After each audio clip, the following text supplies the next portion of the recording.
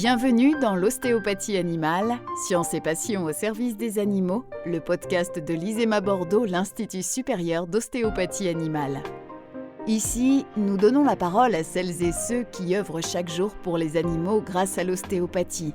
Professionnels passionnés, étudiants ou experts, à travers ces échanges, découvrez un métier au cœur de la santé animale, ses enjeux et ses belles histoires.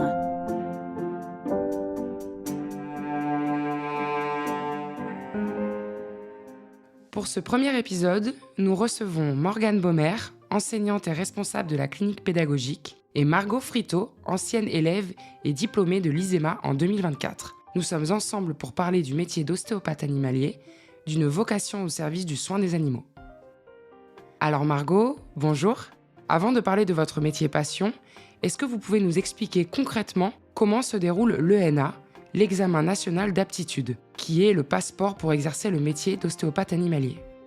Alors, cet examen, il se passe en 2 temps. Il y a une première épreuve qui est une épreuve d'admissibilité. C'est une épreuve théorique qui se constitue, en fait, c'est 120 questions. On a 2h10 pour y répondre.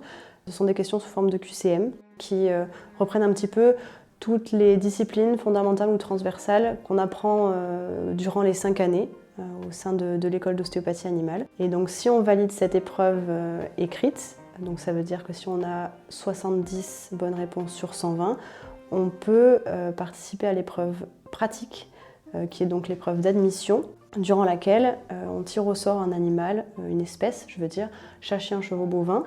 Et donc on a 25 minutes de préparation et ensuite 25 minutes de passage devant le jury.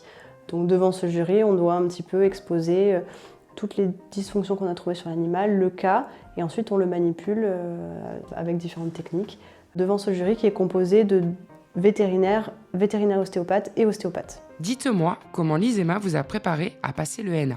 Alors l'ISEMA, elle nous prépare à travers de nombreux aspects, je pense. D'abord, elle nous prépare pendant les 5 années à être de bons ostéopathes, parce qu'on a la chance d'avoir des professeurs qui viennent de différents horizons, qui ont chacun des qualités différentes, et donc on a vraiment une vraie diversité dans l'apprentissage des différentes techniques, et de la théorie évidemment.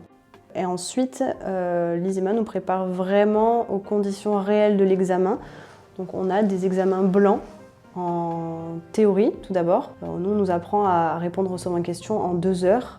Et comme la théorie finale elle est en 2h10, on a vraiment une marge en tout cas. Parce que bon, le jour de l'examen, on est stressé, donc forcément on prend un petit peu plus de temps.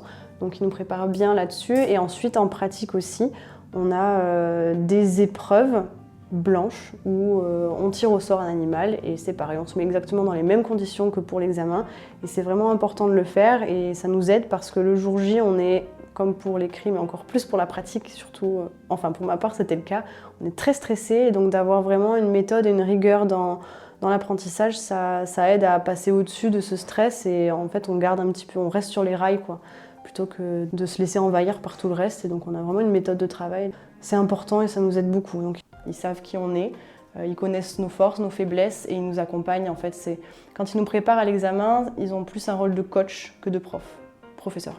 Ils nous connaissent, on les connaît et ils sont là pour nous, ils nous poussent et on n'est pas laissé sur le côté comme on peut l'être ailleurs. Et qu'est-ce qui a fait votre force pour devenir ostéopathe animalière ? Ma force, alors je pense que tout d'abord pour être un bon ostéopathe, il faut être passionné de ce qu'on fait. Ça c'est une évidence à mon sens et en plus de ça parce que ça ne suffit pas, il faut être déterminé, il faut avoir une certaine force de caractère pour se relever dans les moments compliqués, être travailleur parce que bon, ça demande quand même beaucoup d'investissement, beaucoup de travail, il faut être curieux, il faut avoir toujours envie de se former.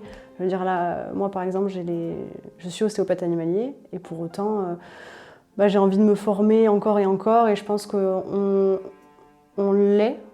Ça y est, là, ils nous ont donné toutes les clés pour l'être, mais il faut toujours avoir envie d'être meilleur et de continuer à enrichir sa pratique, ses connaissances, et même pendant l'école, en fait. Il faut vraiment s'enrichir, se cultiver. Et puis, par exemple, les stages qu'on nous propose à l'école, ça nous permet aussi d'ouvrir nos horizons quelque part. On s'intéresse un petit peu plus à d'autres milieux, d'autres espèces. Je me tourne vers Morgane. Merci d'être là. En ce qui concerne l'ISEMA, Quels sont les taux de réussite à l'examen par rapport à la moyenne nationale ? Vous avez quelques chiffres à nous donner, je crois, Morgane. Cet examen se dessine en 2 parties, une partie théorique et une partie pratique. Donc à la partie théorique, la moyenne nationale est de 47,9% de réussite. Nous, à l'ISEMA, nous atteignons un chiffre de 83%. Ensuite, à l'épreuve pratique, la moyenne nationale est de 61,9%, alors qu'à l'ISEMA, nous atteignons 77%. Ces chiffres attestent de la réussite du programme de formation qualitatif adopté par l'ISEMA grâce à l'engagement de tous les enseignants et équipes pédagogiques. Ce podcast vous a été présenté par l'ISEMA. Merci aux intervenants pour ce moment de partage. Retrouvez-nous très bientôt pour un nouvel épisode de l'ostéopathie animale, science et passion au service des animaux, le podcast de l'ISEMA, École d'ostéopathie animale de Bordeaux.